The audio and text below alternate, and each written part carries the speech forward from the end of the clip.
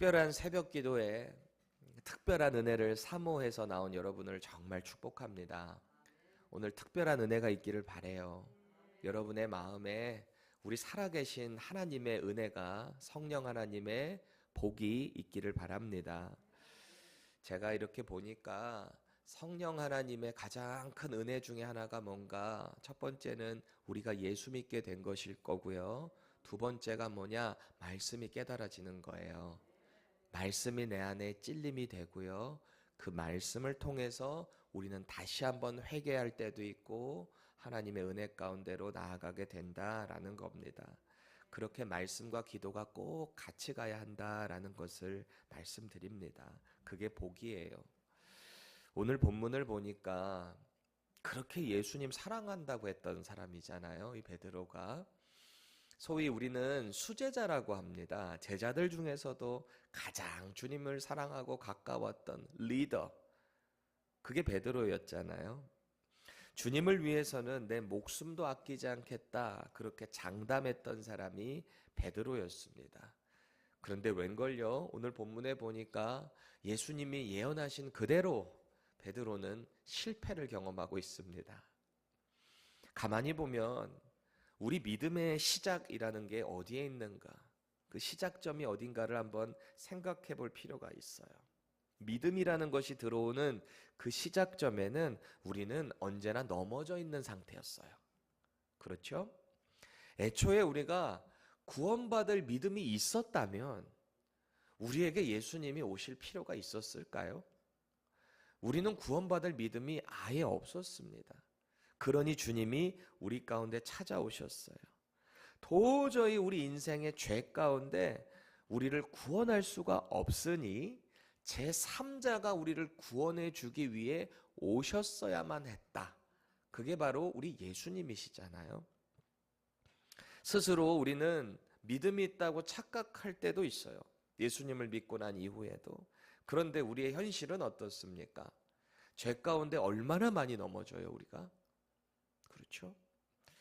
또 세상의 위협 앞에서 나 이제 믿음이 있어. 나는 이제 넘어지지 않을 수 있어. 장담을 했지만 우리 얼마나 또 많이 넘어집니까? 그게 우리예요. 우리의 믿음을 스스로 장담하는 그 순간에 사탄은 우리를 그대로 두지 않습니다. 또 넘어질 때가 많아요. 그래서 우리에게는 예수님이 필요한 거예요. 죽는 그날까지. 주님을 의지하고 오늘도 믿음으로 일어서기를 바랍니다. 고난주간 첫 번째 시간인데요. 절망의 자리에서 우리는 다시 시작해 보는 거예요. 영적인 절망의 자리에서 주님이 필요합니다. 저를 붙잡아 주세요. 바로 저와 여러분의 실패를 투영해 주는 오늘 베드로의 이야기를 우리는 보게 될 거예요. 다시 한번 우리는 이 절망의 자리에서 부활의 승리의 자리로 나아가게 될 거예요. 매년마다 찾아오는 고난주간이지만 바라기는 올해 고난주간 특별 새벽 기도회를 통해서 정말 특별한 은혜를 경험할 수 있기를 예수님의 이름으로 축원합니다. 오늘 본문의 렌즈가 어둑어둑해진 이 대제사장의 뜰 안으로 우리를 초청하고 있어요.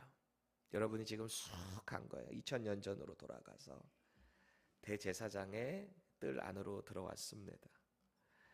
지금 이곳에는 세속적이면서도 종교적인 그 지도자들이 다 모여서 예수님을 신문하고 있어요. 예수님을 협박하고 있단 말이에요. 위협하고 있습니다. 지금 이곳의 분위기는 어땠을 것 같아요? 뭔가 살벌하죠. 긴장감이 맴돌고 있는 현장입니다. 어떻게 해서든지 예수를 잡아 죽이려고 속임수를 써서라도 누명을 뒤집어 씌워서라도 예수를 죽이려고 하는 현장입니다. 바깥 뜰에는 어떤 분위기가 형성됐을까요? 지금 이 상황을 다들 주의 깊게 보고 있었을 겁니다. 귀를 저쪽으로 멀리 하면서도 무슨 상황이 펼쳐질까? 예수가 어떻게 끌려 나올까? 그거에 다 관심을 가지고 있었을 타이밍입니다. 그 사이에 예수님의 제자 베드로가 끼어 있는 거예요. 바깥들에서 다른 복음서에 보면은 이게 일교차가 크기 때문에 저녁에는 불을 쬐고 있단 말이에요. 거기 근처로 가서 불을 쬐니까 옹기종기 사람들 모여 있었을 거 아닙니까? 예수님의 그 신문 앞에서 베드로가 할 수 있는 건 하나도 없어요. 끌려간 그 예수님을 붙잡을 수도 없고 빼낼 수도 없고 말이죠. 이러지도 저러지도 못하는 상황에 그냥 밖에 그냥 그렇게 껴 있었다라는 겁니다. 이 현장에서 아마 베드로는 그 최후의 만찬을 떠올렸을지도 모르겠어요. 최후의 만찬. 예수님이 분명히 말씀하셨거든요. 이 중에 나를 팔 자가 있다. 베드로야, 너는 나를 부인할 거야. 자신에게 예수님이 하셨던 말씀이 자꾸 귀에서 맴돌았을 겁니다. 그때 뭐라 그랬어요? 다른 제자들은 다 버릴지라도 아니요, 저는 절대 예수님 부인하지 않겠습니다. 그렇게 말했거든요. 여러분, 우리의 인생에 절대라는 건 없더라고요. 그렇지 않아요? 나는 절대 저거 안 할 거야. 그러면 그거 꼭 하더라고요. 이거는 제가 신앙생활하면서 저의 간증인데요. 하나님께 기도를 할 때 하나님, 저는 절대 이거 싫어요. 그럼 하나님이 절대 저를 거기 보내시더라고요. 그래서 이제는 절대라는 말을 잘 안 하려고 그래요. 우리를 어떻게 개런티해요? 그렇죠. 상황과 형편은 언제나 우리를 나약하게 주저앉혀 버리더라고요. 내 믿음이 뭔가 대단한 것 같지만 상황은 우리를 그대로 두지를 않더라는 거예요. 뭔가 바빠서, 뭔가 내 믿음이 연약해져서, 혹은 누군가 사람에 의해서 내 믿음이 산산조각 날 때가 얼마나 많냐는 거예요. 주님과 제자들이 그랬어요. 이 주님 앞에서 제자들이요. 베드로도 분명히 그랬을 겁니다. 베드로가 예수님께 뭐라 그랬습니까? 주님, 차라리 제가 죽을지언정 저는요 절대 예수님 배신할 일이 없습니다. 그랬으니 지금 이 자리가 얼마나 불편하고 긴장되고 내가 진짜 그럴까? 여러 가지 생각이 이 대제사장의 뜰 안에서 있었을지 모르겠어요. 생각이 많았겠죠. 차라리 내가 그때 예수님 대신 끌려갔어야 됐나? 내가 할 수 있는 건 하나도 없는데. 무기력한 생각들 얼마나 많이 밀려왔을까요? 그렇다고 이 자리를 떠나자니, 자기가 할 수 있는 거 없어서 떠나자니, 이게 또 예수님을 배신하는 것 같기도 하고, 이러지도 못하고 저러지도 못하고 그냥 거기에 그렇게 있는 거예요. 얼마나 초라한 제자의 모습입니까? 저와 여러분들이 지금 베드로의 모습은 아닐까요? 주님을 위해 뭔가를 해볼 용기는 없고, 자리를 뜨자니 죄책감이 생겨버리고, 그러니 습관적으로만 교회에만 나가다 보니 이게 어느 순간 나도 모르게 종교 생활이 되고 있지는 않습니까? 지금 어중뛴 베드로와 같이 말이죠. 이런 신앙생활은 결국 언제든지 넘어져요. 그래서 우리는 잘 대비하고 있어야 됩니다. 애매한 신앙생활은 세상의 위협 앞에서 그냥 이게 시간 문제예요. 언제든지 넘어지는 거예요. 예수님이 미리 말씀하신 이 3번의 부인이 이제 시작이 됩니다. 예수님을 모른다고 하는 그 부정 말이죠. 이 위기의 장면을 보세요. 너무 갑작스럽게 찾아와요. 이런 순간이. 우리가 아무리 대비를 해도 찾아오는 순간은 우리의 마음의 대비를 넘어서요. 허를 찌를 때가 많단 말이에요. 69절 보세요. 그렇게 어중뛰게 밖에 있는 순간에 한 여종이 와서 말합니다. 고발하는 거예요. 너도 갈릴리 사람 저 예수와 함께 있었지? 이렇게 말을 합니다. 이게 얼굴이 지금처럼 막 선명하게 보이는 시간이 아니었을 거예요. 근데 딱 봐도 아, 그런 것 같으니까 당신도 저 예수와 같이 있었던 사람인 것 같은데, 이렇게 말을 합니다. 베드로가요 깜짝 놀랐어요. 예상치 못했거든요. 이런 식으로 찾아올 줄 몰랐거든요. 순발력을 발휘합니다. 나 지금 네가 무슨 말 하는지 모르겠어. 첫 번째 예수님 부인했습니다. 시치미를 뚝 뗀 거죠. 아마 베드로는 이때까지만 해도 아니, 나는 예수님을 부인한 정도까지는 아니야, 이렇게 생각했을지 모르겠습니다. 그런데 웬걸요? 또 다른 여종이 찾아옵니다. 자리를 피했거든요. 또 다른 여종이 그러는 거예요. 71절 보세요. 이 사람 나사렛 예수와 함께 있었다. 예수라는 이름은 참 많았어요, 당시에도. 그러니 반드시 어디 출신인가를 얘기하거든요. 나사렛 예수는 꼭 예수님밖에 없는 거예요. 베드로가 이번에는 자기가 처음에 부정한 거에 좀 더 신빙성을 줘야 한다라고 생각했을지 모르겠어요. 자기 말한 거에 대해서 맹세를 합니다. 그리고 강하게 부인합니다. 나는 그 사람을 알지 못한다니까. 엄청난 압박을 느꼈던 것 같아요. 지금 사람들이 얼마나 많이 모여 있었겠어요. 지금 예수님은 저 안에서 신문 받고 있고 말이죠. 여기서 까딱 잘못했다가는 같이 끌려 들어갈 수 있는 거잖아요. 자기도 모르게 강하게 더 부인을 했습니다. 아마 이 두 번째쯤 부인됐을 때는 좀 창피했을 것 같아요. 수치스러웠을 것 같아요. 내가 지금 이렇게 예수님을 부인하고 있다고? 내가? 그러면서도 지금 이러지도 저러지도 못하고 일단 이 자리를 벗어나야 되겠다. 지금 이 마음밖에 없는 것 같아요. 왜 우리도 그럴 때 있죠. 평소에 생각지도 못했던 어떤 실수를 할 때가 있습니다. 그거 커버하겠다고 다음 거짓말을 하고 그러다 보면은 거기서 좀 스탑되면 좋은데 누군가가 또 툭 찔러. 그럼 이거 커버하겠다고 또 거짓말하게 되고 말이죠. 여러분 어렸을 때 다 거짓말 해보셨죠? 스틸 하고 계시나요? 거짓말? 애당초 안 하는 게 좋습니다. 거짓말은 또 다른 거짓말을 계속 낳아요. 지금 베드로의 상황이 꼭 그래요. 이미 모른다고 했는데 다시 그 안에 들어가서 사실은 내가 안다 이러기도 창피하고, 그렇죠? 또 그렇다고 마냥 잡혀가기도 무섭고 뭔가 좀 다음 기회를 봐야 될 것 같기도 하고 지금 얼마나 복잡했겠어요. 지금 베드로의 생각이 말이죠. 그렇게 마지막 시험이 또 찾아옵니다. 73절 우리 같이 읽겠습니다. 시작. 조금 후에 곁에 섰던 사람들이 나와 베드로에게 이르되 너도 진실로 그 도당이라 내 말소리가 너를 표명한다 하거늘. 아멘. 여종들의 그 첫 번째, 두 번째 질문으로 사람들의 관심이 몰리기 시작한 거예요. 저 사람 저 도당이라, 같은 당이다, 쫓아다니던 팔로워다. 그러니까 사람들이 이렇게 집중을 한 거죠. 그런가? 나도 한번 봐야 되겠네. 그렇죠? 그렇게 사람들이 몰렸어요. 웅성웅성 됐어요. 아마도 그 가운데 예수님이 사역하셨던 현장에 있었던 사람이 있었던 것 같아요. 그러니 이런 증언들이 나오기 시작합니다. 당신 말투만 들어도 갈릴리 사람이구만. 무슨 어디서 당신 그 사람 맞네. 같은 도당 맞네. 이렇게 말을 하고 있습니다. 이 마지막 위기에서 베드로의 선택은 뭔가요? 이제는 도망가는 길밖에 없어요. 이 자리를 빨리 벗어나야 돼요. 더 이상 여기 있다간 끌려 들어가게 생겼어요. 74절입니다. 그가 저주하며 맹세하여 이르되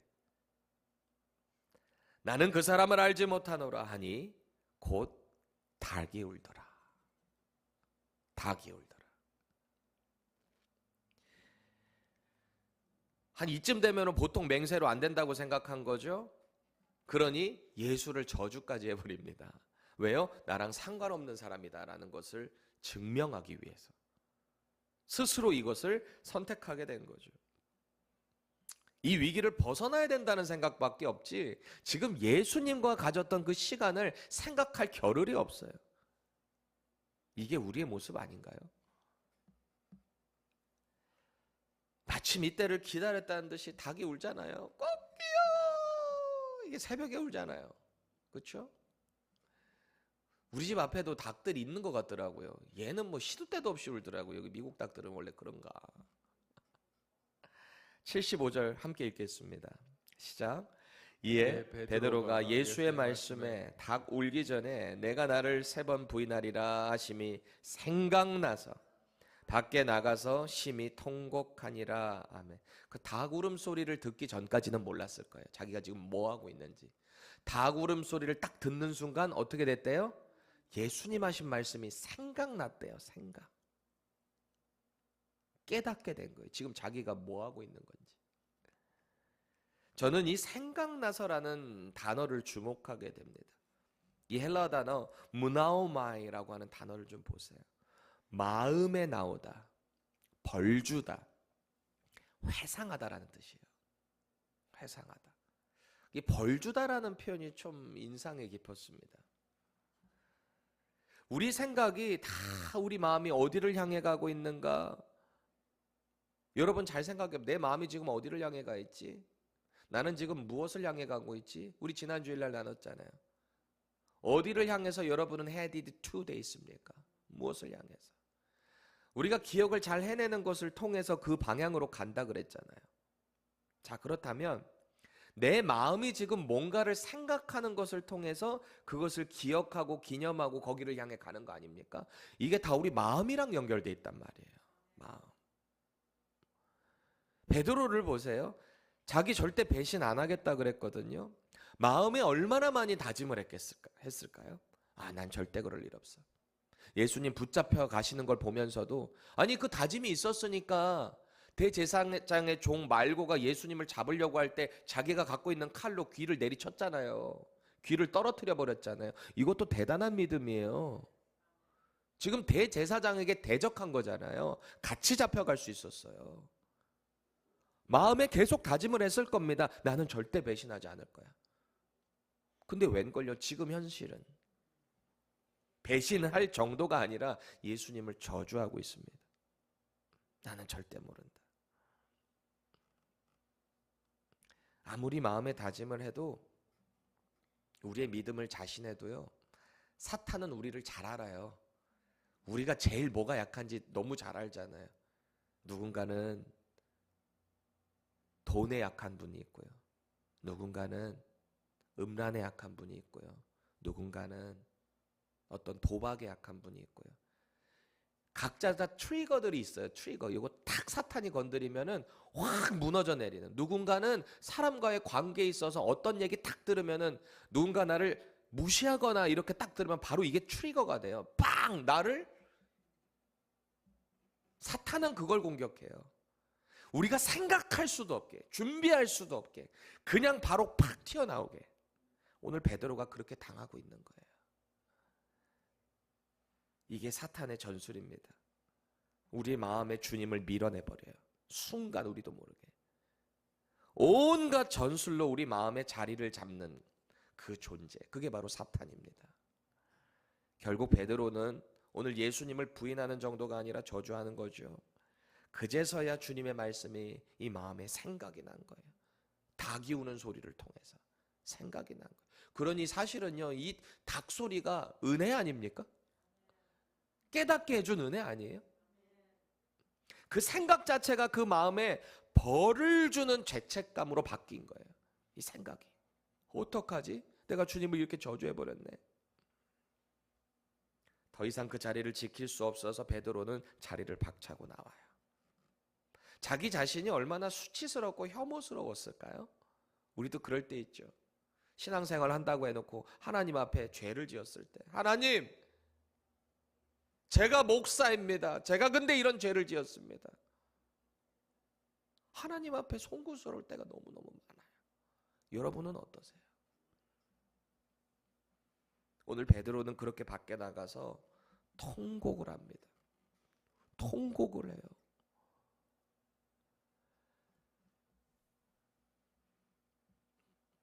우리는 이 가룟 유다와 베드로의 차이를 좀 봐야 해요.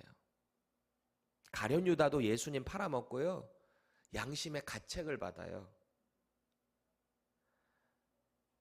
예수님이 죄가 없다는 것을 깨닫고 난 뒤에 자기 받았던 은 30냥 다시 가가지고 대제사장에게 돌려주거든요. 내가 잘못 팔았다. 당신네들 죄 없는 사람 잡아간 거야. 이거 나 다시 돌려줄 거야. 받을 수 없어. 네가 이미 받았으니까 그거는 네가 알아서 해. 우리랑 상관없어. 대제사장, 종교 지도자들이 그래 버리잖아요. 근데 문제는 뭐예요? 아니, 양심에 깨달았으면 통곡해야죠. 다시 돌아와야죠. 회개를 해야 되잖아요. 근데 그의 선택은 자살이었어요. 마음의 찔림, 마음의 죄책감으로 스스로 자기가 자기 자신을 심판해 버렸어요. 반면에 베드로는요, 지금 엄청난 죄책감 가운데 바깥으로 나가서 통곡을 했다라고 합니다. 엉엉엉 울었을 거예요. 주님 잘못했어요. 제가 결국 이렇게 됐네요. 저 이제 어떻게 하면 좋아요? 제가 회복될 수 있는 길이 있을까요? 얼마나 울었겠어요. 베드로에게 중요한 건 이거예요. 그 통곡의 자리에 머물러 있었다는 거예요. 그 통곡의 자리에서 주님의 도우심을 구하는 그 타이밍에 주님의 사랑과 용서가 그 자리 가운데 찾아간 거예요. 그 자리에 머물러 있었어야죠. 왜 자기가 스스로 그 자리를 박차고 나가서 스스로 목숨을 끊어버려요? 우리 인간의 문제가 뭔가 스스로 뭔가를 자꾸 해결할 수 있다라고 착각해요. 내 스스로. 죄책감도 스스로 해결을 해야 되고 구원도 스스로 노력으로 뭔가를 해결할 수 있다고 착각합니다. 그게 인간의 연약함이에요. 인간의 죄성입니다. 교만인 거죠. 여러분, 우리 안에 이런 이 죄책감들, 우리의 연약함들, 이건 하나님의 아들 예수님만 해결해 주실 수 있어요.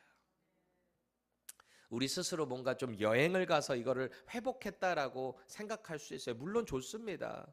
때로 너무 번아웃 될 것 같은 타이밍에 스스로에게 조금 시간도 갖고 하나님이 창조하신 자연을 보며 거기서 하나님의 도우심을 구하는 거 좋습니다. 그런데 그것보다 더 중요한 게 뭐냐면 예수님의 십자가 앞으로 나아가서 나의 죄를 다 내려놓고 그 하나님의 도우심, 주님의 평강을 구하는 것이 우선이에요. 내가 자꾸 뭔가 스스로 해결하려고 할 때 오히려 우리는 점점 더 넘어지고 깊은 수렁으로 빠지게 된다는 것을 기억하셔야 됩니다. 그 통곡의 자리에 머물러 있을 때 주님이 용서를 해주시고요. 주님을 신뢰할 때 이것은 주님만이 가능하십니다. 그런 마음을 가질 때 진정한 회복이 이루어진다라는 겁니다. 여러분, 죄를 지은 이후에 통곡의 자리에서만 머무르면 또 안 돼요. 맨날 잘못했어요 울기만 하면 되겠습니까? 분명한 깨달음이 있고 돌이킴이 있어야 된다. 이것도 기억하셔야 돼요. 사도 바울이요, 진정한 회개가 뭔가라는 것을 이렇게 정의를 합니다. 고린도후서 7장 10절 우리 같이 한번 읽습니다. 시작. 하나님의 뜻대로 하는 근심은 후회할 것이 없는 구원에 이르게 하는 회개를 이루는 것이요 세상 근심은 사망을 이루는 것이니라. 아멘. 아멘이신가요? 죄로 인해 실패하는 것은 끝이 아니에요. 내가 그렇지 뭐 주저앉아 버리는 게 끝이 아니고요. 반드시 회개를 하셔야 돼요. 통회하고 자복하셔야 돼요. 그때 회복이 시작이 돼요. 내가 그렇지 뭐 하고 주저앉아 있으면 안 돼요. 오늘 베드로처럼 다시 한번 통곡하는 자리에 있을 때 주님이 바라보실 거예요. 세 번째 부인했을 때 예수님이 뒤를 이렇게 바라보셨다 그래요. 누가복음에 보면 주님이 보신 거예요. 그 바라보신 그 눈은 어떤 눈이었을까요? 저거 내가 그런다고 내가 너 얘기했지? 이런 눈이었을까요? 아니에요. 내가 너한테 얘기했잖아. I told you. 너 그런다 그랬잖아. 근데 다시 회개하고 그 자리에서 일어나면 되는 거야. 주님은 용서의 눈으로 바라봐 주셨을 거야. 사랑의 눈으로 바라봐 주셨을 겁니다. 꼭 기억하세요. 우리 안에 죄책감이 있다는 건 내 안에 갈등이 있다는 자체가 살아있다는 증거라 그랬잖아요. 나의 영이 살아있다는 증거예요. 죄책감을 가지세요? 그러면 주님 앞으로 나아가시면 돼요. 주님의 용서를 구하시면 돼요. 회개는 실패한 사람에게만 주어지는 은혜입니다. 우리는 언제든지 넘어질 수 있는 연약한 존재라는 사실을 기억하세요. 그래서 오늘도 예수님의 사랑과 은혜가 필요한 것입니다. 이제 우리 기도의 자리로 나아갈 거예요. 말씀 앞에서 우리 진지한 점검을 하면 좋겠어요. 매년마다 찾아오는 그냥 고난주간이 아니에요. 의례적인 종교의식이 아니에요. 주님을 더 깊이 만나는 시간이에요. 나의 작은 죄 하나까지도 철저하게 예수님의 십자가 밑으로 다시 다 내려놓고 다시 한번 정결하게 되는 은혜를 경험하시기를 바랍니다. 스스로 질문해봐요. 나는 세상의 유혹과 죄 가운데 끊임없이 나를 합리화하고 있지는 않나? 나는 죄를 지은 후에 십자가 앞에서 진심이 담긴 통곡을 하고 있는가? 주님의 도우심을 구하고 있는가? 물어보세요, 스스로. 거룩하지 못한 우리의 죄가 다 낱낱이 까발려지고요, 주님 앞에서 진정한 자유를 누리시기 바랍니다. 예수님은 우리가 구원받지 못하게 만들었던 과거와 현재와 미래의 모든 죄를 저 십자가에서 지고 달려 돌아가셨어요. 그러니 우리의 구원에 대해서는 의심하지 마세요. 예수님 믿으세요? 예수님이 나의 구원자요, 나의 영원한 주님이라고 믿으세요? 그럼 이 구원에 대한 여러분들의 확신에서는 흔들리지 마세요. 그런데 우리 매일 짓는 이 죄가 있잖아요. 그 죄는 마치 목욕 갔다 오면 손발만 씻으면 되듯이 주님 앞에 매일 하나하나 낱낱이 고백하며 정결함, 거룩함을 하나님께 구하시면 됩니다. 그러기 위해서 예수님 죽으셨고요, 그렇게 부활하신 겁니다. 오늘 주님 앞에 통곡하는 우리의 모습 가운데 특별한 은혜가 있을 겁니다.